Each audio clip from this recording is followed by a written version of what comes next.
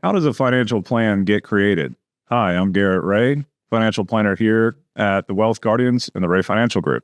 And I'm Brice, and you've entered The Vault, the Wealth Guardians video series on all things pertaining to retirement planning.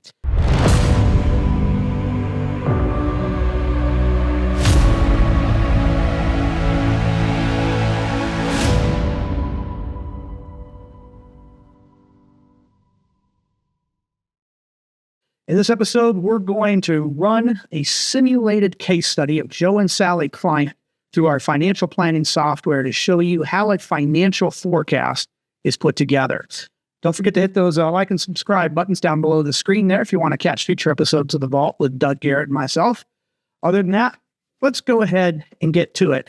Garrett, we use this great retirement planning software, Retirement Analyzer, and this is the main software that we use, that we input a whole bunch of data for a client or a prospective client, couple, or an individual. And once we've got all that data input, it really starts to give us answers on what their retirement picture looks like. Sure. Obviously, an ideal one is that somebody never runs out of money. Sure. Not all of us are fortunate to be in that position, but most of the people who come to us are in fairly decent shape. That's why they're responsible enough to come to a retirement planner, is they've been responsible enough to save for most of their life adequately and whatnot. Mm-hmm. But they generally don't have an idea when they come to us if they're making any huge mistakes or if they're being foolish to think that they can retire 2 years from now or a year from now. And they want some answers. They want some, concrete visualizations of what retirement looks like for them. How big is their nest egg going to be 10 years from now? Will they be able to buy another lake house 5 years from now, that kind of thing. And this software helps us put all that together. So what we want to do is just show everybody out there what this software looks like and how we input all this data. Yeah, I think the power of this software is that, when people first come in and start having a conversation with us about their finances, they have an idea in their mind what they think it looks like. Yes. But as we sit down in the conference room over the course of an hour to an hour and a half, and you start to lay out all the numbers in front of folks, sometimes we find that what they thought before they walking into the room might be slightly different than when they walked out, and sometimes they could have higher expectations, or sometimes we have a couple that comes to us very nervous about retirement and they realize, hey, we're going to be okay. And it's a sigh of relief. So big sigh of relief. Yeah, as the saying says, numbers don't lie. And going through this process that we're about to outline here is going to show you how we do that with individuals and couples that we talk to. All right. Well, let's go ahead and do this. This is going to be a fun episode. So glad you could join us here. So let's go ahead and cut to our screen here. And here is the first of many tabs. So as you can see, we've got the income tab, the assets tab, the expenses, the cash flow, the taxes, pre-retirement, retirement, and some other tabs we sometimes use here. But for the sake of what we're going to go through, we're going to talk about the income tab, the assets, the expenses, the cash flow, and the retirement tab. And so we don't want to get too deep in the weeds with some of these other tabs. But let's go ahead and take a look at Joe and Sally client here. Under the income tab, we've got employment income, Social Security income, and pension benefits. So under employment income, we've told the software that Joe's working for TRD Consulting, makes $100,000 a year. He imagines that he'll have a 2% annual salary increase. Yeah, wage increase. Yep. He's 64 9 months now, but he would ideally like to retire at 67, which is in January 2027. And then we've got his wife, Sally client, who works at Hamilton Travel Consultants, makes $75,000 a year. She's not quite as optimistic about those annual salary increases, so she wants to use 1% for that. She's 64 and 4 months, and also would like to retire about 6 months after Joe in 2027 when she is 67 years old. Yeah, and I think the beauty of this, Brice, is that really when we're talking to clients at this section, we're putting up kind of our initial kind of first swipe at the numbers, but we validate these numbers with the clients at whatever level they're comfortable planning for. Right. We're going over this with the clients just like we're going over here on the Vault. Exactly. Yep. Because it's inevitable that we missed a decimal point somewhere, we got a date wrong, or understood their assets, we left out an asset or something like that. So absolutely. A good financial planner will want you to understand why the numbers are what they are. So whether it's Garrett or Doug or myself, we go over exactly like we're going over it with you to show them what we've put in here to make sure that there's agreement on everything. Yep. So another form of income is Social Security benefits. And we used a different software to get to this stage here. But what we've determined is the way that makes the most sense for them is Sally will file for her benefits at age 70, which will be in June of 2030. And her benefit at that point should be $4,000. Joe, going to do the same thing. Wait till he's 70, and his benefit will be $3,000 a month. We don't know what the average COLA is going to be year in and year out, but this is the 75-year average since the inception of Social Security, 2.75%. So we think that is a decent number. Historical figure, yes. Yep.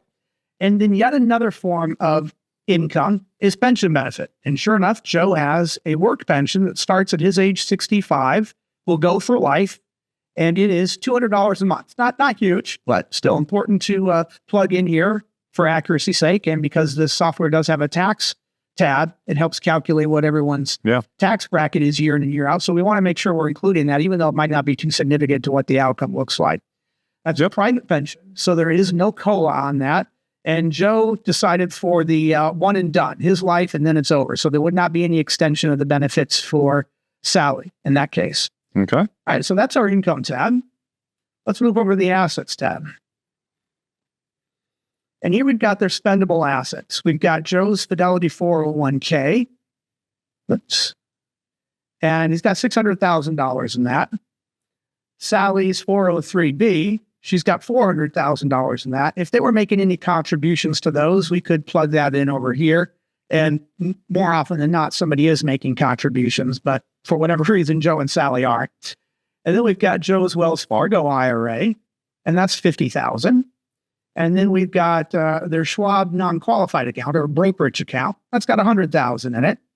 And then Sally's got a Roth at Wells Fargo, and that's got $100,000 in that as well. And they've got two accounts, one at Siku, and that's $10,000 in a checking account. Which stands for State Employees Credit Union, for those who may be wondering what that is. Thank you. It's a popular credit union here in the Triad area, North Carolina. And then we've got the BB&T checking account or savings account, which has $50,000 in it. That's a grand total of their assets. All right. Question would be, well, for forecasting purposes, how much is this are these accounts going to grow? Well, for simplicity's sake, and not to get again too deep in the weeds for the episode of this fall, we're just going to say 5% across the board. Their average rate of return year in and year out when adding all these accounts together will be 5%. They're nearing retirement. They don't want to take a lot of risks with their investments. They're in some defensive and not quite as volatile positions as they might have been 5-10 years ago. Yeah. So if you expect the market, the S&P 500 to get 9-10% in the long run, year over year, you're de-risking the couple from basically keeping up with the market because it's not necessarily risk appropriate for someone about to enter retirement. So that's why the assumption of 5% is made here in this example. Right. Okay. If they were younger and maybe they were more risk tolerant and so had years to go before they were going to retire, maybe we would use 7, 8, or 9%. Excellent. Okay, great.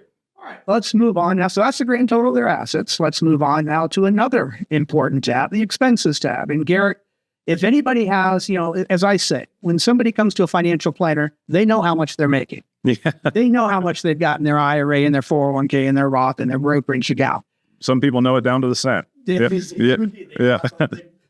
log into their phone right in front of us. That's right. And then if somebody has work to do ever, it's around what they're spending. That's right. Because as you're working, you don't have to live on a fixed income in most cases. You've got extra spending money and you can change your expenses up year after year. And that's kind of something a lot of people don't want to know sometimes, how much they're spending. That can be a hard nut to swallow. Or they certainly don't track it down to the cent. Right. Yeah. That's important. So we really want to make sure that we're getting the expenses correct here. So we're going to open up this. And here's their expenses. The total is $9,300 today. That's their monthly expenses. But of that $9,300, $1,800 is a mortgage. You'll notice under inflation, we put a 0. Why is that? Because inflation has no impact on debt. So that $1,800 will get paid off in October of 2029. Doesn't matter what it happens with inflation. That payment is going to be $1,800 a month. Until it's paid off. Yep. Yeah, and we can change that up a little bit if there's a insurance and more insurance and whatnot in there as well, HOA. for simplicity's sake, let's just say it's $1,800 until October 2029. So what the software now knows is that under their spending in November of 2029, their expenses are going to drop down by $1,800. And we'll see that in the next screen. Yep. Or in 2 screens from now. And then they've got a BMW loan, which is $1,500, and that gets paid off in October of 2027, just a few years from now. Okay. Everything else is monthly expenses. Yep. Just day-to-day life, buying groceries, putting gas in the car, the occasional going out to eat, that type of thing. Entertainment, car registration, car tax. Now, some of those you only pay once or twice a year, but you want to make sure that you're adding that in. As a monthly expense. Divided it by 12 and had it in the monthly expenses, right? Yep. So all the expenses came to $6,000. How convenient, just a round number like that. So if we add those three together, there we see today that their expenses are $9,300. Well, what about this number right here? This is the inflation rate on the only thing that is inflation attaches itself to is the monthly living expenses. 3.27%. Where do we get that number? Inflation's higher than that right now. That's true. But this is the 100-year average of inflation. And sometimes people don't feel comfortable with that, and they'd rather use 3.5, or I had somebody once tell me they want to use 10% inflation, which is... that's kind of high. Not realistic. Yeah, not realistic, yep. So if a client says, I don't want to use 3.27, I'm not that optimistic. Okay, but that's a starting point. That's what Joe and Sally feel comfortable with, is that 100-year average. But again, no inflation up here on the deck, right? So that's why you see it averaged here at 2.11. But the real inflation rate is 3.27. Okay. All right, so that's their expenses. Let's go to cash flows for a second. This is where we plug in any unusual incoming and outgoing monies in a given year. Maybe you're going to sell a business in 5 years from now, and you're going to get $1 million for that. You'd want to plug that in as incoming one-time inflow. Yeah. You get an inheritance 5 years from now. In this case, Joe and Sally have a daughter, Emily. And they are wanting to spend $20,000 on a wedding for her in 2026. Okay. All right. So we plug that in. There is an outflow, and it's one time, right? Starts in October 2026, ends in October 2026. Hopefully, Emily is only going to have that one wedding, right? So right. We've plugged that in there. And what we can do now, after we've gotten agreement from the clients that everything in here is accurate, then we can go ahead and go to the retirement tab. And here's where we get the answers. Yeah, this is the screen that most clients are most excited to see, because it shows the growth, or perhaps the decline, of the nest egg year over year. This is answering questions about future money as best we can with the details we have today about what a nest egg looks like 4 years down the road, 5 years down the road. And this is the answer that people come to a financial planner for. Exactly. This is the screen, whether they knew it or not, that they've been waiting to see. Yep. So here, first column, here's our year. That's easy to understand. Here's Joe's age in that year. Here's Sally's age in that year. One form of income is that pension income. Remember, we had $200 from Joe's work with no COLA attached to it. So it's always going to be $200. For as long as he lives. Yep. Now here's Social Security income. So this is when retirement starts. If you're wondering why does it start in 2027, because that's when we told that they would both retire. So this is when retirement starts. Yep. They physically leave the job. Tab if we wanted to see between now and then, but we'll just skip that. You'll notice here with Social Security that they stopped working, so there's no more earned income, but they've chosen not to file for Social Security until they can get as much as they can out of it at age 70. So boom, all of a sudden that $4,000 and $3,000 Social Security benefit jumps in there.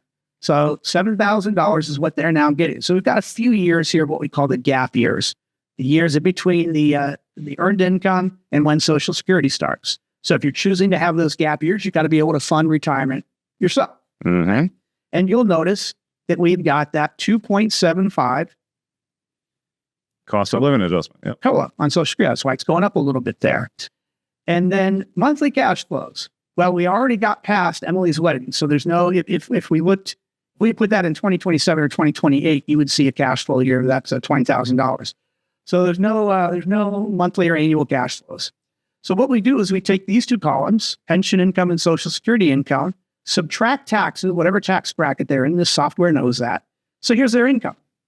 But their expenses adjusted for inflation is $8,444, which means they have a deficit of $8,254. That's to be expected, right? They haven't filed for Social Security yet. So whatever number we see here in red is the number that they're going to have to take out as a distribution from one of their accounts or a combination of their accounts. So in this case, they're going to take it out of their 401k or IRA in the beginning years and save that Roth money and non-qualified money for later on. So they're going to have to take out this amount year after year, or month after month, sorry. And then the next year that goes up a little bit. But then it drops. What happened here? So this is inflation right here. But then look, why does their expenses drop from this amount to this amount? So when they pay off the house? Yeah. Did it paid off the house or was that the car? It was one of the two. Mm-hmm. So I think it was the car. Yeah. And so now in the next column, well, look at that. Man, that really drops down. Well, that's because they're now filing for Social Security. So here is their net monthly income. Again, $7,000 plus $2,000 minus taxes. And here's their expenses. So now they only have to take out $132 a month to supplement their income from their investments. Well, that's a small amount. And that keeps going. We'll scroll down here in a minute, but I'll bring your attention to this column here. This is kind of an important column. This number, we love to see zeros here. This is telling us what percentage of the principal of their investments they had to touch that year. So even though they're taking out $8,254 or $199, whatever it might be, why does it say zero? Well, because we're anticipating that and assuming that their spendable assets, this is the size of the nest egg over here, is growing at 5%. Remember, we told the software to assume 5% average annual return on their investments. Well, this tells us what percentage of the principal we had to touch. Well, if it's a zero and they're taking out $132 a month, that means that they're just touching a portion of the growth, none of the principal. That's great. That's outstanding. A lot of people, Garrett, will get to a point later on because inflation has gone up so much higher than Social Security has gone up that they eventually are starting to touch the principal of their accounts. Yeah, I think it's, what we're shooting for in an ideal scenario when we're planning for a couple is it's very common to see what we see on the screen here today, where there are what we call the gap years, where they're physically retired from their job, but they're making a conscious choice not to file for Social Security just yet. So in those early years, 3, 4, 5 years of retirement, they are going to have to take a pretty sizable withdrawal from their retirement nest egg. But then once they turn on the income stream from Social Security, that drops down. And now basically what small withdrawal they're taking from their nest egg, they're living off of just the growth of the accounts. And that's a perfect scenario. Where you get even a portion of the investment. Yep. The growth. Now we have, Garrett, we see other couples here who maybe they've got some other income in retirement. Maybe they're a landlord, or maybe he maintains some income from his own business or her own business. Yeah. They do consulting work, whatever. And we'll see this column not be red, but we'll see it be green, which means they have excess income coming in. I mean, that's ideal, right? Sure. Yeah, absolutely. Not only do they not have to take a distribution from their investments, but they've got a surplus to their investments still. Yeah. That's an A+ right there. Yep. This is to be expected, all right? They're taking out some of the growth of their accounts, and that's what we want to see. And over here, we're seeing the size of the nest egg. Mm-hmm. When this is a zero and they're not touching any of the principal, that means this column over here is likely growing. And that's exactly what we see. Yep. So does this column here ever populate again like it did during these couple of gap years? If they're like most people, probably around the mid to late 80s, we'll start to see this number populate. Yeah, where they're having to touch a little bit of principal again. Yep, and we can see that that net monthly cash flow is a negative, and it's growing year after year. That's because of inflation. That's to be expected. Yep. And here we are now. We're at 90. They have to take out $1,829 a month. That's still 0% of their principal and just a little bit of the growth. Mm-hmm. And look at that. Each year, their account is growing by, what is that, about $75,000? Yeah, or so, yeah. All right, that's very nice. Let's keep going. And this software takes us all the way to 100. A lot of times, Garrett, people don't want to see that. Yeah, sometimes people will kind of chuckle at that number, say, oh, I don't know if we're going to make it to 100. And to be fair, this software, the way it shows it now, both people, husband and wife, are living to age 100. That may be true in reality, but the reason that we want to run scenarios as far as age 100 is, number one, people are living longer and longer these days as medicine improves. But two, if you think about it, it's also putting a pretty darn hard stress test on this nest egg. Because, flip that logic on its head. What if you did both have a long and healthy life? That is that many more years longer that your retirement plan has to last. Don't they say that the first person who's going to live to be 200 years old is already alive? I don't know if it's 200 years old. Well, that's what that'd be pretty, yeah. So anyway, yeah, so that's, we can see that age 100 there, if they want to look that far in the future. If not, they can look at age 95 or 90 or whatever. This just takes us all the way to 100. Yeah. And they never had to touch the principal of their accounts aside from those gap years. And they're going to bed with $3,469,000. That's going to be left to their beneficiaries. Now, keep in mind, $3,400,000 in the year 2060 is going to be the equivalent maybe of $1 billion today. Right. So it's not quite as rosy as it might look in today's dollars, but that's still a good situation. Oh yeah, it's still a good situation. Absolutely. And so once we share this with the client, that's the time for the husband and wife to look at each other, wipe the sweat off their brow, high five each other. They did a good job of saving. They're living well within their means. Their expenses are well within reason for them. In fact, what we can do, Garrett, is we can reverse engineer this a little bit, and perhaps maybe they only want to leave $1 million to their kids at age 90. So if that's really what they do, we can reverse engineer this and tell them how much money they can spend then instead of just that $8,000. Yeah. Yeah. You can always, sometimes we get that question, hey, can we spend a little bit more in retirement? Can we live it up a little? How much can we spend before we run out of money? All those scenarios can be accommodated, at least for what you've done today, Brice. The idea here was just to show on the initial planning with the data that we know for certain today, how does that landscape look like for them? Yeah. And for Joe and Sally client, this is a pretty solid footing to get started on. Absolutely. Well, we can play those what ifs with any client. They say, well, Brice, we're in great shape here, and I said that we weren't going to retire until 67. Could we retire now? Man, that is an easy question to answer because all we have to do is we create a what if scenario, come back here over to the income tab, and click on them both retired. Just like that. Just as of today.